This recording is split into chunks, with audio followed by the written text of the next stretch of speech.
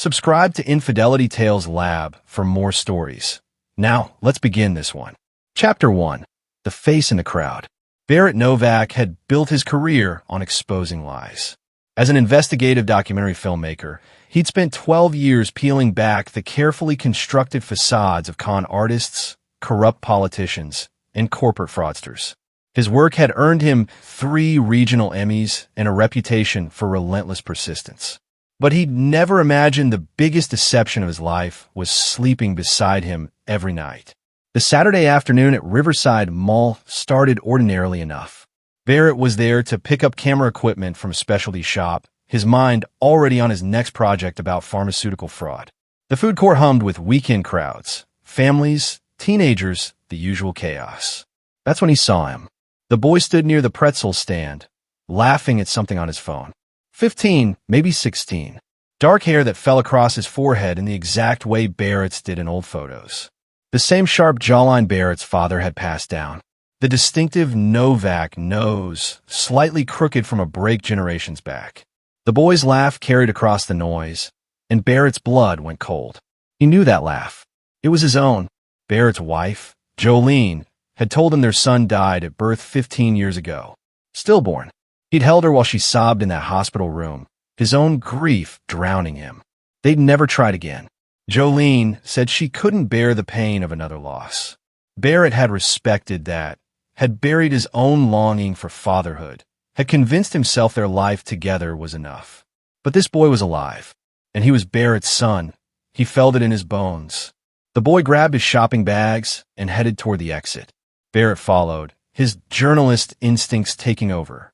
He maintained distance, casual but focused. The boy climbed into a silver Honda with an older woman behind the wheel.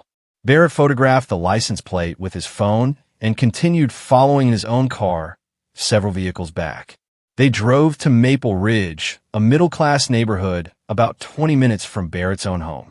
The boy got out, waved goodbye to the woman, and walked up the driveway of a modest 2-story house.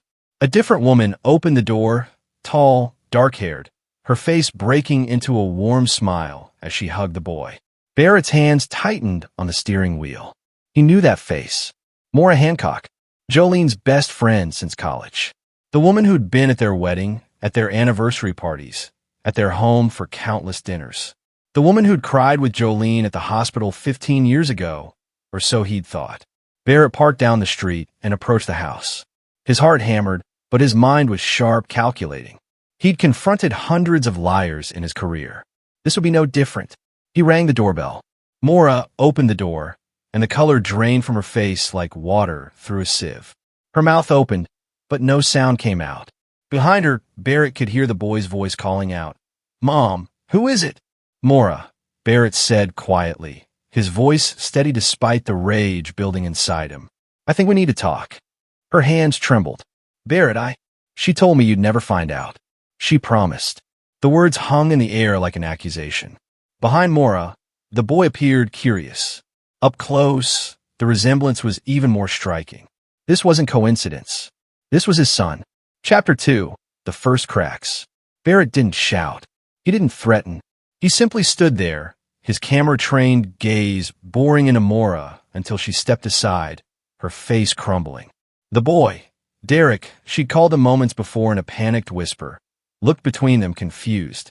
"Derek, honey, go to your room," Maura said, her voice breaking. "But Mom, now." The boy's face hardened with teenage defiance, but he retreated upstairs, his footsteps heavy on the wooden stairs. Barrett heard a door slam. Inside the living room, Barrett remained standing. Maura collapsed onto the couch, her hands covering her face. The room was decorated with photos, Maura and Derek at various ages. Baseball games, birthday parties, school pictures. 15 years of a life Barrett should have lived. "Start talking," Barrett said. His voice was ice. "And don't you dare lie to me." Maura's hands shook as she lowered them. Tears streaked her face, but Barrett felt no sympathy. "I can't. Jolene made me promise. She'll destroy me if I..." "She already destroyed me," Barrett cut in. 15 years ago. And you helped her. So you're going to tell me everything? Or I'm calling the police right now for kidnapping." It wasn't kidnapping. Mora's voice rose in panic. She gave him to me. I couldn't have children, Barrett. The doctor said it was impossible. When Jolene got pregnant and said she couldn't, she didn't want. The words caught in her throat. Barrett's jaw clenched. Didn't want what? A baby. Mora's voice dropped to a whisper. She'd just gotten the promotion to senior architect at Morrison & Wright. She said motherhood would destroy everything she'd worked for. She was going to have an abortion, but I begged her. I told her I'd take the baby, raise him as mine, and no one would ever know. The room seemed to tilt. Barrett gripped the back of a chair to steady himself. In the hospital, the stillbirth, she bribed a nurse. Dr. Francis Warner owed her a favor. Jolene had designed Warner's medical complex for free. They faked the records, said the baby was stillborn. Jolene delivered Derek, handed him to me, and walked away. Mora's voice was hollow. She visited a few times the first year, but then she said it was too risky, too painful. She asked me to move away, start fresh somewhere you'd never accidentally see us. But you didn't move. I couldn't afford to. And Jolene, she stopped helping financially after the first 2 years. Said she'd done her part. Bitterness crept into Mora's voice. Meanwhile, she went on with her perfect life. Perfect career. Perfect marriage. Perfect lie. Barrett's mind raced, piecing it together with the cold precision that made him an exceptional investigator. And me? She watched me grieve for a child who was alive. Mora wouldn't meet his eyes. She said you'd never understand. That you'd force her to give up her career, that you'd make her be someone she wasn't. So she made me a widower of a ghost. Barrett's voice was barely audible, more dangerous in its quietness than any shout. And you went along with it. For 15 years. I wanted a child. Mora's voice broke. I would have done anything. You stole my son. The words landed like a physical blow. Mora flinched, tears streaming freely now. I gave him a good life. I love him. He's happy. Built on a lie. Barrett pulled out his phone. I'm a documentary filmmaker, Mora. Do you know what I do? I expose fraud. I unravel conspiracies. And I never, ever lose. He started typing. Here's what's going to happen.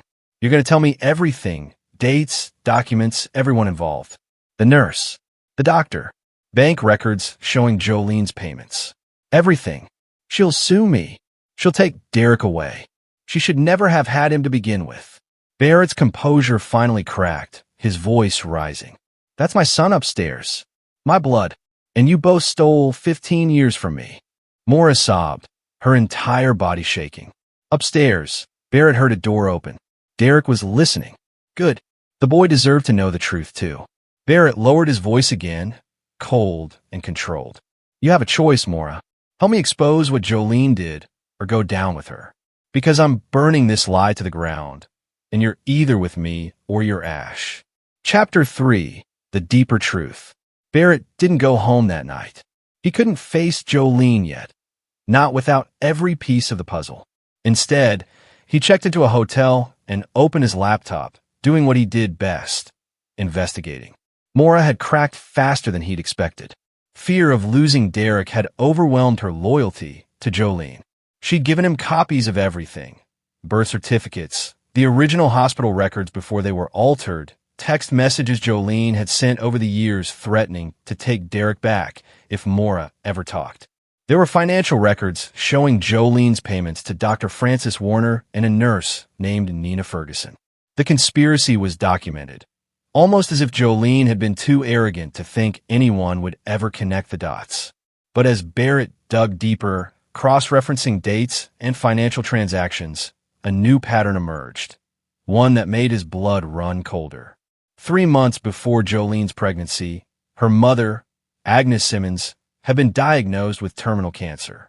Agnes was wealthy, a real estate mogul who'd built an empire from nothing. Her will had been straightforward. Her entire estate, worth approximately $12 million, would be divided equally among her children. But there was one clause that changed everything. Barrett found it in a scanned copy of the will buried in public records. Any grandchild born of my daughter Jolene Novak shall inherit an additional trust of $4 million to be managed by the child's mother until the child reaches age 18. The dates aligned perfectly. Agnes died 4 months after Derek's supposed stillbirth. Jolene had attended the funeral, played the grieving daughter who'd lost both mother and child. She'd inherited her share of the estate, $4 million, but the additional $4 million trust dissolved since there was no living grandchild. Except there was. Derek was alive, hidden away with Maura. Barrett leaned back, the hotel room suddenly too small. Jolene hadn't just given up their son because of her career. She'd done it to prevent him from inheriting money she wanted for herself. She'd stolen from her own child. His phone rang. It was his investigator friend, Devin Levy, a former FBI agent who sometimes helped with Barrett's documentaries. "You working on something without me, Novak?"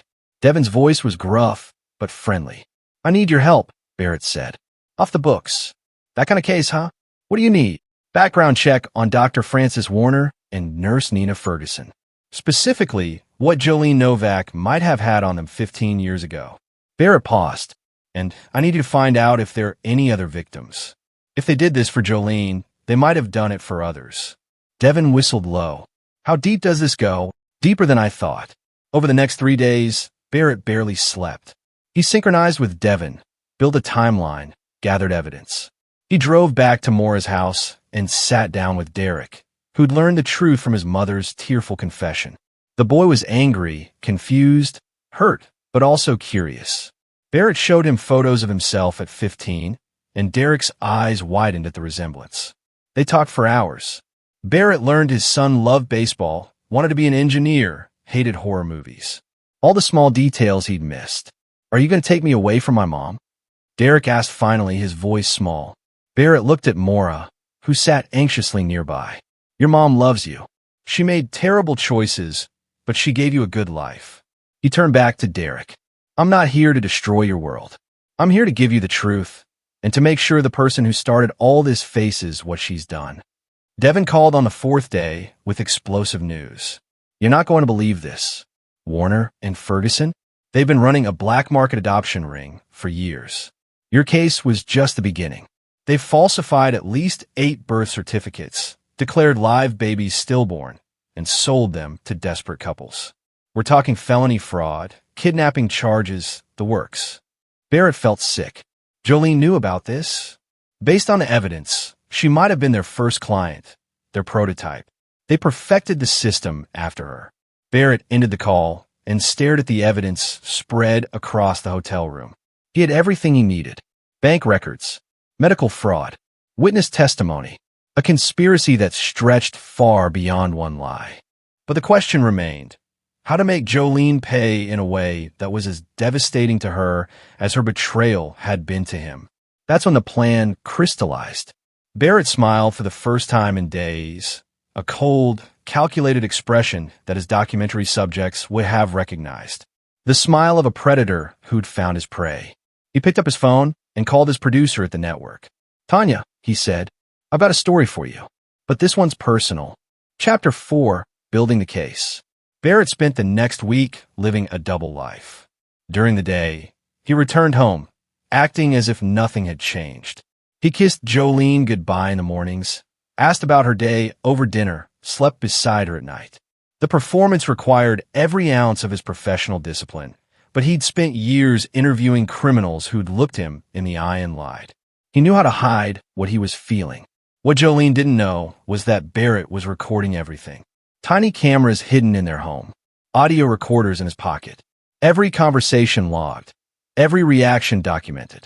He was building not just a legal case, but a narrative, the kind that would destroy her reputation as thoroughly as she destroyed his trust. At night, after Jolene fell asleep, Barrett would slip into his home office and work on the documentary. His producer, Tanya Mann, had greenlit the project immediately. The Stillborn Lie, they were calling it. An expose of medical fraud, illegal adoptions, and family betrayal. It would premiere in 3 weeks on their national network. But Barrett wasn't just making a documentary. He was orchestrating a reckoning. Devin had delivered more evidence than Barrett had hoped for. Dr. Francis Warner and Nurse Nina Ferguson had falsified 9 births over 15 years. They'd created an underground network selling babies to wealthy couples who couldn't adopt through legal channels. Warner had lost her medical license in another state years ago for malpractice, then reinvented herself. The bodies were buried deep, but Devin had dug them all up. The FBI was now involved building their own case. But Devin had convinced them to wait until after Barrett's documentary aired. Let him expose it publicly first, Devin had argued. The pressure will make them all turn on each other faster. Barrett's most delicate work, however, was with Derek. The boy deserved to know the full truth, but Barrett moved carefully, building trust. They met at a batting cage across town, where Barrett taught Derek how to perfect his swing, the same way Barrett's father had taught him. "Why didn't she want me?" Derek asked one afternoon, his voice cracking. Barrett caught the ball Derek had missed, turning it over in his hands. "Your mother, Jolene, she valued her ambitions more than anything else. That's not your fault. That's her emptiness. Maura says she was just scared. Maura's making excuses." Barrett looked directly at his son. Being scared doesn't justify lying for 15 years. It doesn't justify stealing your inheritance or denying you your real family. You deserved better. Derek swung hard, connecting with the ball with a satisfying crack. "What are you going to do to her?" Barrett smiled that cold smile again. "I'm going to expose exactly who she is. To everyone." The trap Barrett was setting was multi-layered. He convinced Maura to wear a wire during her next meeting with Jolene. A meeting Barrett had orchestrated by having Maura send a panicked text claiming Derek was asking questions about his father. The meeting took place at a coffee shop. Barrett sat in a van nearby, headphones on, recording every word. "You have to be more careful," Jolene hissed at Maura. "We agreed he'd never know. He's 15, Jolene. He's asking why he doesn't look like me. Why there's no father in the picture. So lie better. That's what you signed up for. I didn't sign up to steal a child's inheritance." Maura's voice rose, and Barrett felt a grim satisfaction. She was following the script he'd given her perfectly. Agnes's will specified $4 million for Derek. "Where is it?" There was silence. Then Jolene's voice, colder than Barrett had ever heard it. "That money was better served investing in my career. Derek's been fine without it. It wasn't yours to take. I gave you a child when you couldn't have one. That's payment enough." Jolene's chair scraped. "If you expose this, Maura, I'll destroy you. I'll claim you kidnapped him. I'll make sure you never see Derek again." Barrett had what he needed. A confession. Threat. Evidence of the financial fraud. Chapter 5. The Woman Behind the Mask. Barrett needed more than just evidence for the documentary. He needed context, background, the why behind Jolene's betrayal. So he did what he did best. He investigated his own wife. What he found painted a picture he'd never fully seen. Jolene Simmons had grown up in her mother Agnes's shadow. Agnes was a force of nature, a self-made millionaire who dominated every room she entered. She'd raised her children with iron discipline and impossible standards. Jolene's older sister, Sharon Collier, had rebelled and been cut off. Jolene had conformed, excelled, and still never felt it was enough. Barrett found journals Jolene had hidden in her office at work. He'd used his documentary credentials to gain access, claiming to be researching architectural practices. The journals revealed a woman consumed by the need to prove herself. Every achievement was measured against her mother's expectations. Every success felt hollow. When Jolene discovered she was pregnant, the entries became frantic. "I can't do this. I can't be her. I won't give up everything I've worked for to become a mother." Like she was distant, critical, never satisfied. "I'd rather not be a mother at all." But there was more. Barrett found emails between Jolene and a man named Preston Fitzpatrick, one of her colleagues at the architecture firm. The affair had started a year before Derek's birth and continued for months after. The emails were passionate, obsessive, and made clear that Preston wanted Jolene to leave Barrett. "You're wasting your life with him," Preston had written. "He's content with his small documentaries and smaller ambitions. You deserve someone who matches your drive." Jolene had responded, "I can't leave him yet. Not until I have the inheritance secured. Once mother's gone and the money's transferred, I'll be free." Barrett read the email 3 times, each word a fresh cut. She'd stayed with him for financial security while planning her exit. The pregnancy had complicated things, threatened her timeline. So she'd eliminated the complication. He traced Preston Fitzpatrick's current location, still at the same architecture firm, now a senior partner. Still in Jolene's life, attending the same professional conferences. The affair had never truly ended. It had just gone underground. Barrett added Preston to his list of targets. He also dug into Jolene's sister, Sharon. They'd been estranged for years, but Barrett tracked her down to a small art gallery she owned upstate. He drove there on a Saturday, finding a woman who looked like an older, more worn version of Jolene. "I wondered if you'd show up eventually," Sharon said when Barrett introduced himself. "She finally screw you over too?" Over coffee, Sharon revealed the family history Barrett had never known. Agnes had been abusive, emotionally manipulative, pitting her daughters against each other. Jolene had survived by becoming exactly what their mother wanted. Sharon had survived by refusing to play the game. "When Agnes died, Jolene didn't even tell me," Sharon said bitterly. "I found out from the obituary. And the will? She made sure I got nothing. Said I'd abandoned the family." Sharon looked at Barrett with sad eyes. "Whatever Jolene did to you, believe me, it wasn't personal. She destroys everyone eventually. It's all she knows." Barrett left with a deeper understanding, but no sympathy. Jolene's damaged past didn't excuse her choices. If anything, it made them more calculated. She knew exactly what she was doing when she gave Derek away. Chapter 6. The Pieces Fall into Place. 2 weeks before the documentary premiere, Barrett met with his legal team. He'd hired the best attorney in the state, Ray Cobb, a bulldog of a lawyer known for family law cases. "You have enough to sue for full custody," Ray said, reviewing the evidence. "Between the fraud, the hidden inheritance, and the kidnapping." "Not kidnapping," Barrett interrupted. "More as cooperating. I want her to retain some custody rights.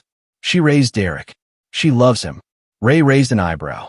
"You're being generous to an accomplice." "I'm being fair to my son." Barrett leaned forward.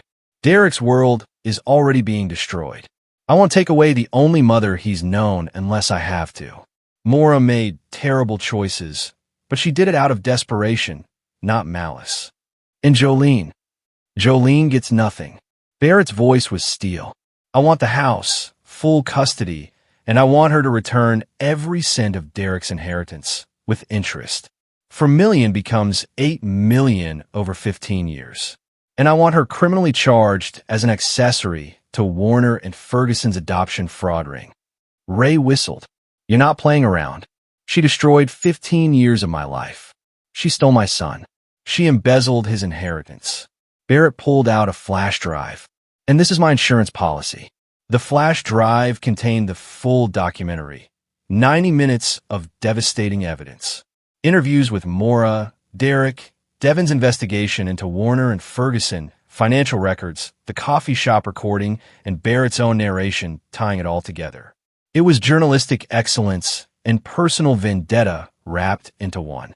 But the final piece was the most damaging. Barrett had interviewed Jolene herself 2 days ago. He'd come home with a camera crew, claiming he was doing a retrospective piece on architects who'd overcome personal tragedy. Jolene had agreed readily, eager for the publicity. She'd sat in their living room, perfectly composed, and talked about her career, her success, and the devastating stillbirth that had nearly broken her. "It was the hardest thing I've ever gone through," Jolene had said to the camera, tears glistening perfectly in her eyes. "But Barrett was so strong. He helped me survive it. We survived it together." Barrett had nodded sympathetically from behind the camera, letting her perform, letting her lie to millions of future viewers. Because when the documentary cut from her tearful interview to footage of Derek, alive, healthy, playing baseball, the lie would become undeniable. The day before the premiere, Barrett made his final move. He'd invited Jolene's entire professional circle to a private screening, her firm, colleagues, clients. He'd told them it was a special documentary about architecture and family, a surprise for Jolene. He'd also invited the FBI, ready to make arrests as soon as the credits rolled. And he'd invited Derek, who sat beside him now as they waited for the screening to begin. "You sure you're ready for this?"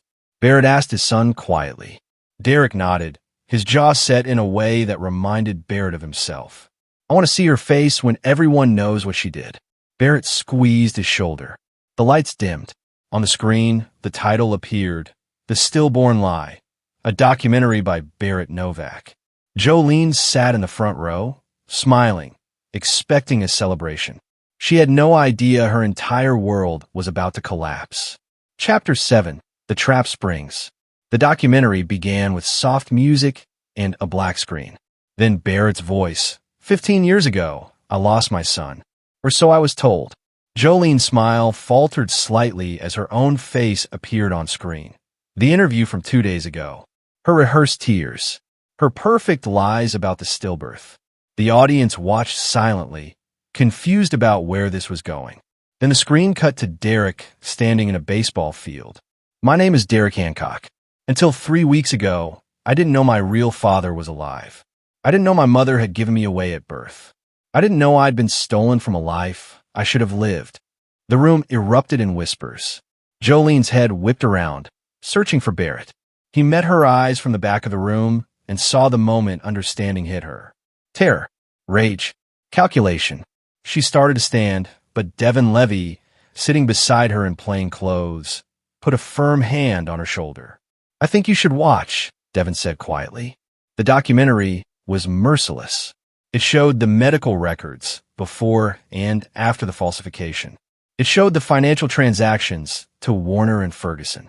It revealed the adoption fraud ring, with photos of 8 other families torn apart by lies. It showed Barrett's investigation, his discovery, his confrontation with Maura. And then it showed the coffee shop recording. Jolene's voice, crystal clear, that money was better served investing in my career. Derek's been fine without it. The audience gasped. Barrett watched Jolene's colleagues lean away from her, their faces twisting with disgust and shock. He watched Preston Fitzpatrick, sitting 3 rows back, go pale. But Barrett had saved the most damaging revelation for last. The documentary showed the emails between Jolene and Preston, their affair, her calculated plan to leave Barrett once she secured the inheritance. It showed how she'd used the tragedy of the stillbirth to garner sympathy, advance her career, win clients who wanted to support someone who'd overcome such loss. Every achievement in her professional life had been built on a lie that had stolen $4 million from her own child. The final shot of the documentary was Barrett and Derek sitting together on a bench, sunlight streaming between them. What do you want people to know? Barrett asked his son on camera. Derek looked directly into the lens. That lies don't just hurt in the moment. They steal time you can never get back. 15 years. Birthdays. Baseball games. Just being a family. His voice cracked. She chose money and a career over me. That's who she is. The screen went black. The credits rolled in silence. When the lights came up, Jolene was on her feet, her face a mask of fury. This is slander. This is the truth, Barrett said, walking down the aisle toward her. Every word documented. Every claim backed by evidence. You can try to deny it, but the FBI is here to arrest Dr. Warner and Nurse Ferguson, and you're implicated as a conspirator. As if on cue, federal agents entered from the side doors. The audience scrambled back as the agents moved toward Jolene. Mrs. Jolene Novak, one agent said, you're under investigation for conspiracy to commit fraud, falsification of records, and embezzlement. You have the right to remain silent. This is insane. Jolene's voice rose to a shriek. Barrett, you bastard, you set me up. You. I exposed you. Barrett corrected, his voice calm. There's a difference. You set yourself up 15 years ago. Preston Fitzpatrick tried to slip out the back, but Devin blocked his path. Mr. Fitzpatrick? The FBI wants to talk to you too. Seems you knew about the fraud and failed to report it. That makes you an accessory. The room descended into chaos. Clients were shouting questions. Jolene's boss from the architecture firm stood, his face red with rage. You're fired, Jolene. Security will escort you out tomorrow to collect your personal items.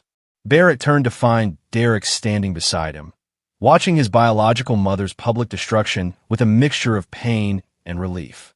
You okay? Barrett asked. I will be, Derek said. Chapter 8. The Confrontation. The arrests took hours. Warner and Ferguson were taken into custody first, both of them breaking down immediately and offering to cooperate in exchange for reduced sentences. They gave up names, other doctors involved, other families affected.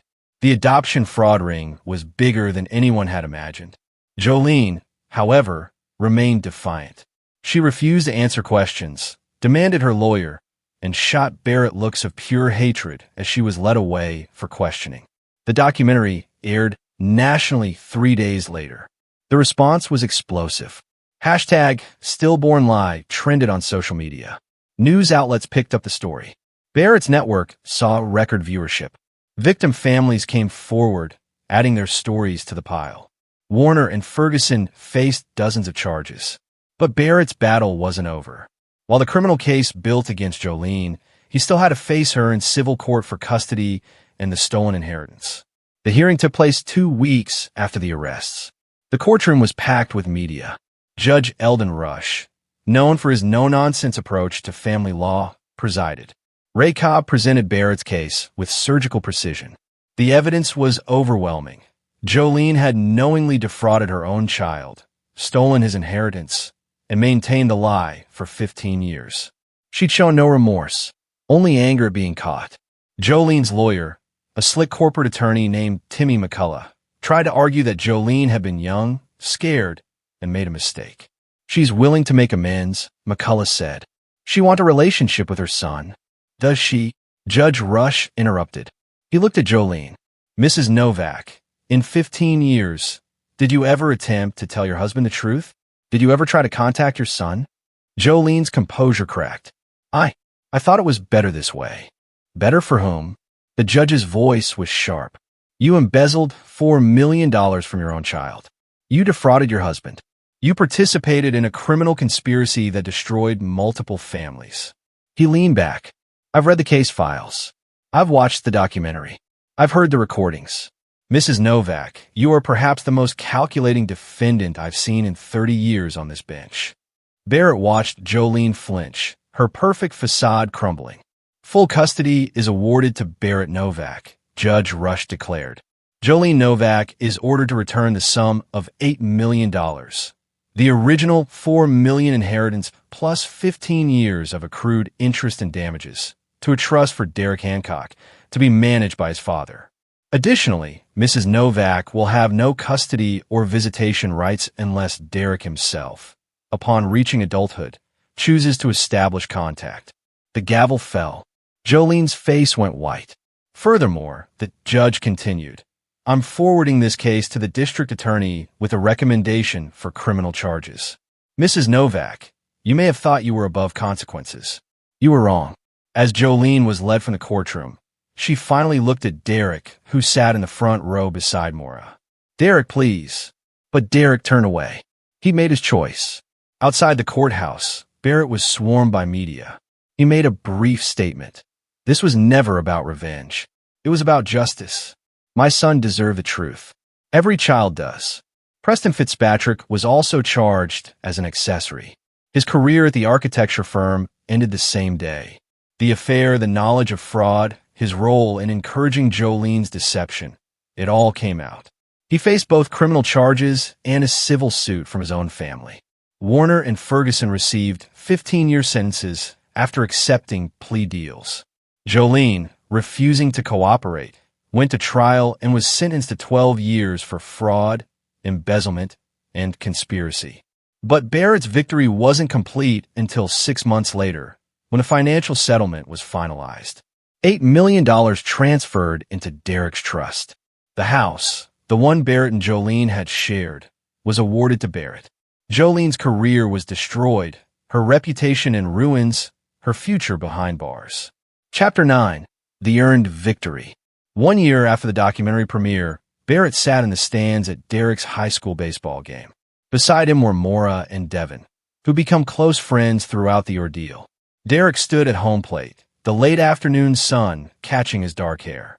The pitcher wound up. Derek swung hard, connecting with a crack that echoed through the field. The ball sailed over the fence, a home run. Derek's teammates erupted in cheers as he rounded the bases, a huge grin on his face. Barrett felt something loosen in his chest, a knot of pain he'd carried for 16 years finally releasing. After the game, Derek ran over, still in his uniform. "Did you see that?" "I saw it." Barrett pulled him into a hug. "Your grandfather would have been proud. He loved baseball." They'd spent the past year building what they'd lost. Barrett had moved slower than he wanted, giving Derek space to adjust, to grieve the life he'd known, to accept the life he should have had. Maura remained in Derek's life. She'd received probation for her role in the fraud, and Barrett hadn't pushed for more. She'd made terrible choices, but she genuinely loved Derek. That counted for something. The trust fund was untouched, waiting for Derek's 18th birthday.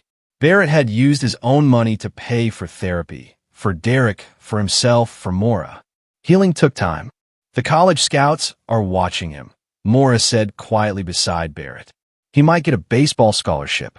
"He's talented," Barrett agreed. "But even if he doesn't, he'll be okay. The trust will cover education, whatever he needs." Devin clapped Barrett on the shoulder. "You did good, man. The documentary won 3 Emmys, by the way. I heard your network wants you to do a follow-up series on adoption fraud." Barrett shook his head. "I'm taking a break. Spending time with my son is more important than another story." That evening, back at the house, Barrett and Derek made dinner together, a Saturday night tradition they'd established.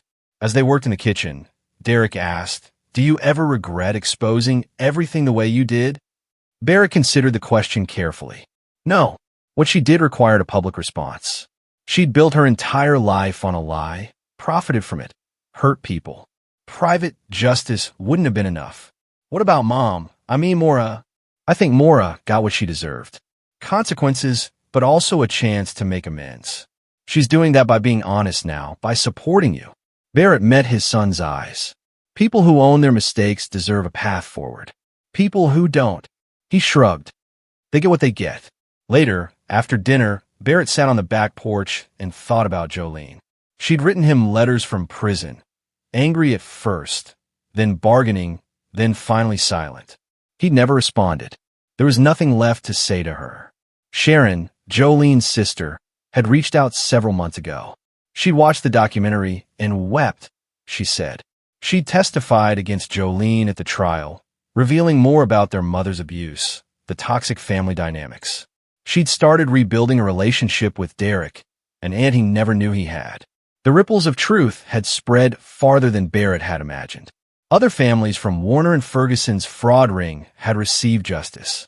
New laws were passed requiring additional verification for stillbirth certificates. Barrett's documentary was being used in journalism schools as an example of investigative excellence. But for Barrett, the real victory was simple. Derek had his future back. The lost 15 years couldn't be recovered, but everything ahead was possible now. His phone buzzed. A text from his producer.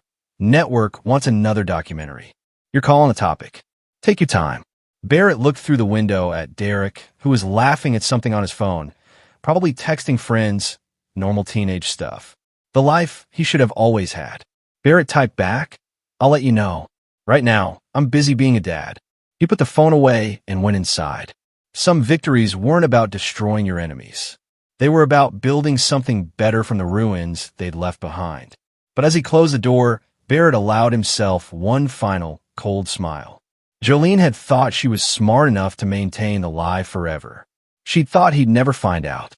She'd underestimated him. She'd learned the hard way. You don't lie to a man who exposes lies for a living. And you definitely don't steal 15 years from someone who knows how to take everything from you in return. The victory was earned. The justice was complete. And Barrett Novak was finally, truly free. And there you have it. Another story comes to an end. What did you think? I'd love to hear your thoughts in the comments below. If you enjoy this story, consider joining our community by subscribing. It means the world to us. For more stories like this one, check out the recommended videos on screen. And I'll see you there.